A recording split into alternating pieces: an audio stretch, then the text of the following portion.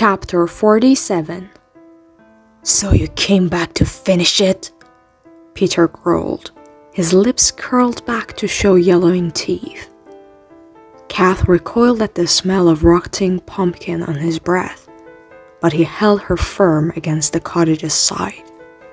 I came for Marianne," she stammered, wishing she could have sounded courageous, but her words came out a squeaking rush. "But please let us go.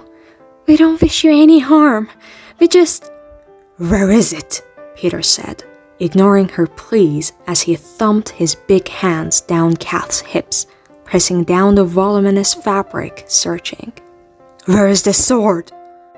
Kath squirmed against the wall. "I don't have it, I swear. I just want to get Marianne and leave, and you'll never see either of us again, I promise." "Give it to me," Peter yelled, spittle flicking against Catherine's cheeks. A black shape appeared in the corner of her eyes, then a roar as Jest flung himself toward them and locked his scepter beneath Peter's chin. "Let her go." Whether it was the command or the scepter or mere surprise, Peter did release her. Kath slid down the wall, grasping at her bruised shoulder. No, Jest couldn't be here. The charcoal drawings flashed through her thoughts. Peter was a head taller and twice the girth of Jest, and with a snarl, he had grabbed the scepter with his free hand and tossed Jest over his shoulder. But Jest, blithe, magical Jest, turned the movement into a cartwheel, landing easily on his feet. Hope fluttered through Kath's ribcage, but then her eye caught on another shadowy figure, someone large and unfamiliar, each step built upon a threat. It was a man, tall and lean, and wearing a black hood that hung low, concealing his face. A leather belt was strapped over his black tunic, and tucked into it was a massive, curved-bladed axe. The inked drawing, the hooded figure, the axe brandished over Jest's headless form. Kath screamed. "Jest, look out!" Peter loped forward, preparing to swing his axe. Jest ducked away. He glanced at the hooded figures talking toward them.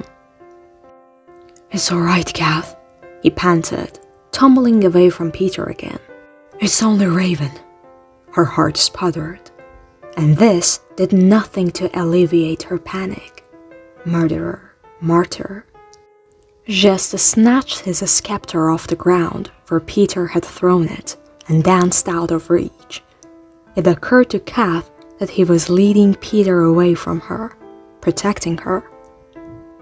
"He won't hurt you," Jest yelled again, his eyes glued to Peter. "He just looks threatening because, well," he ducked. "Spawn. He used to be an executioner for the White Queen." She looked back at the hooded man, watched as he set his enormous hand, cloaked in a leather glove, atop his axe's handle. It was not her fate she was worried about. She forced her feet to move away from the cottage wall and stumbled toward Raven, intercepting him before he could get too near to Jest, before he could interfere. Jest was quick and agile and clever. Peter was crazed and slow. She had to believe that Jest would be okay. But if the sister's prophecy came true... "Raven!" she cried, clutching his arm. She caught a glimpse of ink-black eyes glinting in the shadows of his hood. Otherwise, she could see nothing of his face or form. Just an empty hood, dark eyes peering out of dark nothingness. "Raven," she said again. "Please, you have to help Marianne." The hood shifted, and she felt, rather than saw, his attention latching onto her. Peter has her trapped in a pumpkin, and I don't know how to get her out. But with your axe, you could. Please, Raven. He's going to feed her to the Jabberwock. His attention shifted to Jest, pondering, calculating. Raven, Kath whispered, desperate. Think of the sister's drawing. We can't let it come true. You shouldn't be here. Neither of you should have come back. His chest and shoulders rose with a deep inhale, and the hood fluttered with a nut. Kath slumped with relief. She's behind the cottage. He pulled his hood farther over his face and retreated, disappearing into the mist. She turned back to the brawl. Jess was crouched on the ground, his face contorted and his hair matted to his forehead. His Jester's hat had fallen off during the fight, and now sat atop one of the jack-o'-lanterns. He was gripping the scepter, but it had been splintered in half, making for a pathetically short stick, while Peter still held his axe in both fists. Jess looked like he was in pain. From what injury Kath couldn't tell, but he was also alert and composed, while Peter, larger and better armed, was panting heavily.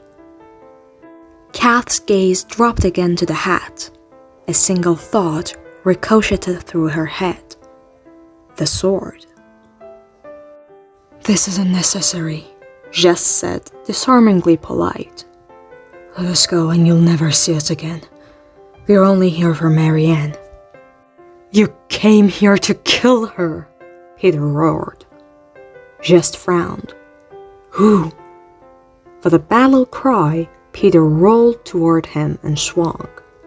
But Jess dodged to the side and shot to his feet a safe distance away, holding the broken scepter like a shield. I won't let you touch her, Peter yelled. We don't wish to harm anyone. Peter's back was turned to Kath, her gaze attached to the three-pointed hat.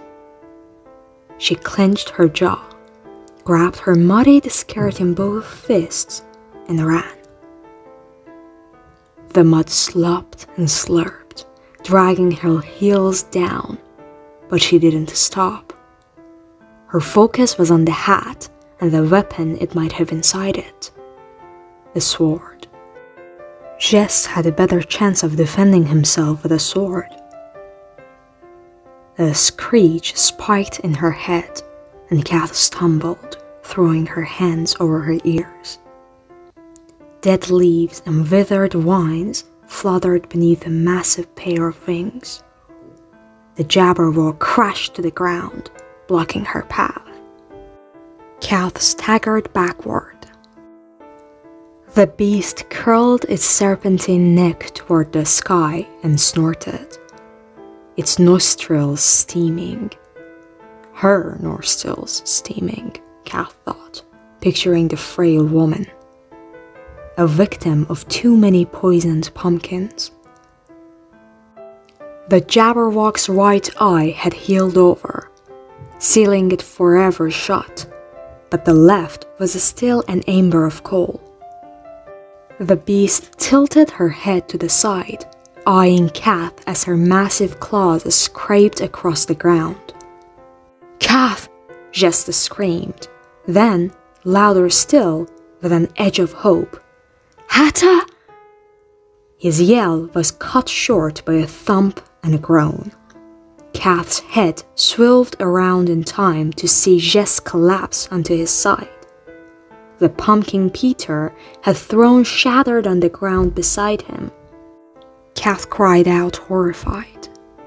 In the broken shell pieces, she could see a single triangle eye. Jess was all right. He had to be all right. He was groaning, one hand pressed to his head. Kath took a step toward him, but the Jabberwock snapped, sending her stumbling backward again. She spotted Hatta now, running toward them at full speed. his colorful shirt too vibrant for the gloomy patch. His gaze flicked to the Jabberwock, to Jest, to Peter, more horrified with every heartbeat. Peter spotted him and snarled. His grip tightened around the axe handle. "You!" The Jabberwock prowled closer to Kath, tongue slithering between razor teeth, leaving a trail of saliva in the mud. Kath stumbled backward. "Hatta," she said, her voice warbling. "Jest's hat! It might have the sword!" Hatta was shaking his head, as if denying that any of this were happening, as if wondering why he'd ever left the comfort of his hat shop. "We should not have come back," he murmured, but in the next moment he was sprinting toward the hat, scooping it into his hands. The Jabberwock swooped at Catherine. She screamed and jumped away. One claw caught on her muddied gown, drawing a great tear across the front of the skirt and into the heavy petticoat, barely missing her knees. Catherine wondered whether she was lucky, or whether the beast liked to toy with its food before devouring it. Hatta cursed, still digging through the hat. A pile of assorted Joker's tricks grew around him.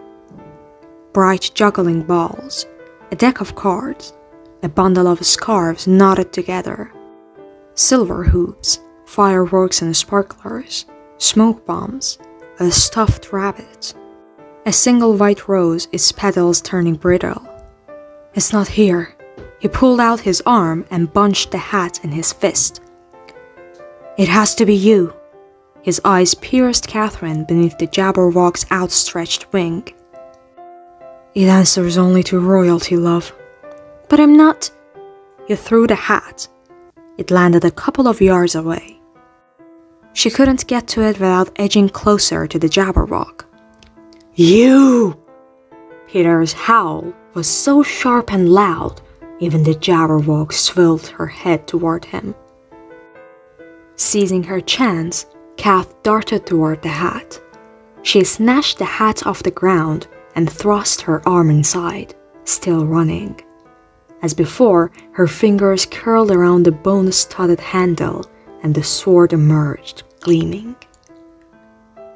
Kath halted and spun back to face the monster. The Jabberwock snarled and hunkered her head in between muscled, scaly shoulders. She took a step back, her single burning eye studying the sword like a lifelong enemy. Kath raised the weapon with both hands. It was heavy, but determination strengthened her arms. Resolve pumped through her veins. The beast took another step away. Kath dared to glance at Jest, afraid it was already too late, that she would see the vision from the drawings. But no, he was alive and had managed to get back to his feet. One hand was pressed to the side of his head. He seemed dazed. His feet kept stumbling out from beneath him as if he couldn't hold his balance. If he noticed Kath standing there with the Warple sword, he showed no sign of recognition. "How dare you show your face here!" Peter yelled. His face was flaming red, his nostrils flared with rage. "Such a pleasure to see you again as well," said Hatta, seemingly unsurprised that the pumpkin grower looked ready to tear him apart. "How is business?" Peter swung the axe at the ground, disconnecting another jack-o'-lantern from its vine. With a guttural scream, he lifted the pumpkin and heaved it in Hatta's direction. Hatta ducked away. The pumpkin splintered against the ground. "This is your doing," Peter said. "You and those damned seeds! They were cursed!"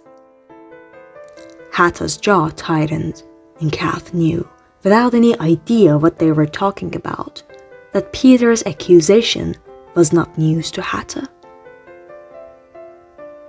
"You know each other," she said. Her arms were trembling, and she allowed herself to lower the sword just a few inches. The Jabberwock blew a puff of steam at her. "How do you know each other?" "This devil brought me bad seeds," said Peter. "I didn't even want them, not knowing the quality, but he threw them away in my patch, and now look what's happened. Look what you did to my wife." He pulled the axe from the mud and pointed it at the Jabberwock. Hatta released a hearty guffaw. "You don't honestly expect us to believe that this creature—" He trailed off, his smile fading, his eyes widening as the Jabberwock looked back at him and her, one eye blazed in recognition, not unlike how she had recognized the Vorpal sword. "It can't be." "You brought him seeds?" Kath stammered. "From Chess?" The pumpkins, the mock turtle, the Jabberwock and Jest, and the Vorpal sword. It all started on the other side of the looking glass. And the connection between them? Hatta. This was Hatta's doing. But Peter was the one who had captured Marianne.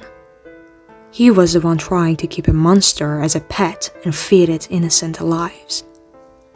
"I'll kill you for what you've done to her," Peter shouted. "I'll post your head on my gate." Kath's fist tightened around the sword. "Stop this," said Jest, breathless. "Whatever Hatta's involvement, it was a mistake. How was he to know what the seeds would do? And this creature is no longer your wife, Sir Peter. I'm sorry, but you have to see that." "Isn't she?" It was Hatta arguing with him. Kath snarled, "Hatta!"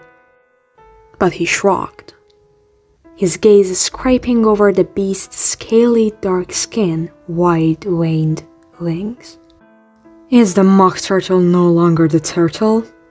How can we know Lady Peter isn't still inside the body of this beast?" "She's been eating people!" Kath screamed. "If she's still in there, she's a murderer!" "You turned her into this," Peter said, swiveling his gaze back to her. "I destroyed those cursed pumpkins. She was getting better, but once she saw that cake, she couldn't stop eating it. And now she won't change back. She's my wife, and you did this to her." "She's a monster!" The Jabberwock reared back on her hind legs and sent a piercing scream into the sky. Her claws returned to the ground with a thump that rattled through Kath's teeth. It happened fast, the venom in the Jabberwock's eyes, the way she reared her head back like a poisonous snake, the way she opened her enormous mouth and Kath saw the light glinting off row after row of teeth, the way she dove for Hatta. The sisters' voices were there in Kath's head. Murderer, martyr. Hatta stumbled back. Pudding and pie, he was going to die. A scream was ripped from Kath's throat, and she charged forward, swinging the sword as hard as her arms would allow it. The blade made one fast, clean cut, easy as slicing through a pat of butter. The Jabberwock's head disconnected from her slithering neck. Her body crashed onto the rows of abandoned pumpkins. Her head dropped and thumped and rolled toward Hatta's feet, who leaped back with a cry. Dark blood splattered across the ground, like ink from a broken quill. The world paused. The fog swirled around him. Peter's face slackened. Kath stared at the sword edged with blood, her heart thumping inside her chest, stunned, horrified, relieved. She had slain the Jabberwock. She raised her eyes and saw it out just. Air began to creep back into her lungs. She had slain the Jabberwock. She had done it. The monster was dead. Hearts was saved. It was over. They would take Marianne to safety and leave Peter to mourn his wife. In the morning, Kath and Jess and Hatta and Raven would be far, far away from here, and none, not a single one of the sisters' prophecies had come true. Jess watched her, bewildered and proud. His eyes began to refocus, though he was still weak from the fight. In the stillness, Kath forced herself to look at Peter. His arms slumped. His face was twisted with anguish as he stared at the dead monster. Kath's heart filled with unexpected sympathy. There was devastation written on the planes of his face, agony flooding his eyes. He was a breath away from collapsing into the dirt and weeping over the body of the beast he had loved. But the moments passed and he stayed standing. His upper lip curled, his eyes sparked. He looked at Catherine with disgust, with murder. She gulped and adjusted her hold on the sword. Peter adjusted his hold on the axe. He moved toward her, 1 step, 2. His muscles undulating, his body strong with tension. "Please," Kath whispered. "This can end now. Just let us go." To her surprise, Peter did hesitate. His attention caught on something in the distance, and Kath dared a glance over her shoulder. Raven was there, stalking toward them. Marianne too, but she was an afterthought to Raven's ominous approach. The gleaming axe he held was like a mirror to Peter's. His dark cloak whipped around his shoulders. The hood hung low over his brow. "The White Queen's executioner," Jess had said. He looked like a threat or a promise. He looked like justice. Kath turned back and Peter's expression had changed again. Now there was fear and a shadow of indecision. He looked once more at Catherine with a hatred so pure and transparent it sent a shock of terror through her. She could see his desperation. She sensed his resolve. With a guttural scream, Peter turned and swung the axe. It was over and done before Kath knew what was happening.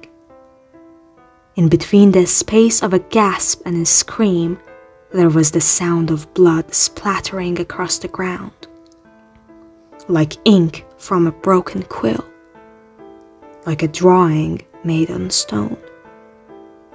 Before she could make sense of it, Peter was running away. He had dropped the axe.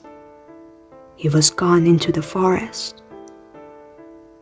There was the distant sound of flapping wings, Raven dissolving back into a bird and chasing after him. A flurry of black feathers, a cry of heartbreak and rage. Then silence. Kath held her breath. She waited for the vision before her to turn into an illusion. One more magic trick. The impossible made right again. Because this was not real. This couldn't be. It was a nightmare she would soon wake from. It was a drawing done in ink, executed down to every horrific detail. it was just mutilated, severed, dead. She took one step forward and collapsed. The sword slipped from her fingers. Tresel, she breathed. Medicinal Tresel. Life-giving Tresel. Bring him, Tresel. Go. Hurry. Tresel will. No, love, came Hatta's ragged reply. Nothing can save him. Don't say that. She dug her hands into the mud, squeezing it through her fingers. We have to save him. We have to... Just... A hand brushed the hair back from her forehead, and Marianne's voice came to her, painfully gentle. Kath, don't touch me, she raged, tearing away from her. I came back for you. If you hadn't come here, if you hadn't gotten yourself caught, then we wouldn't be here. This wouldn't be happening but for you. Marianne drew back. Kath ignored the look and tried to crawl forward, dragging her skirt through the mud. There must be a way, something we can do, something in the hat that can save him, or the sisters. Fate, time, there must be someone who can...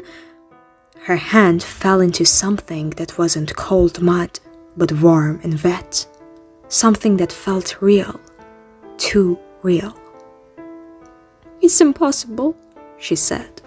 He didn't do anything. He was innocent. A sob lodged in her throat. You're right. He was innocent, Hatta said, so quiet she barely heard him. Martyrs usually are. Marianne pulled Kath away from the body and the growing pool of blood, wrapping her in an embrace. Kath barely felt her. Her breath grew shorter, her lips curled against her teeth. She peered over Marianne's shoulder into the dark trees, at the place where Peter had run. Her cries died in her throat and were buried there, suffocated by the fury that was even now pounding, shrieking, demanding to be released. She would kill Peter. She would find him and she would kill him. She would have his head.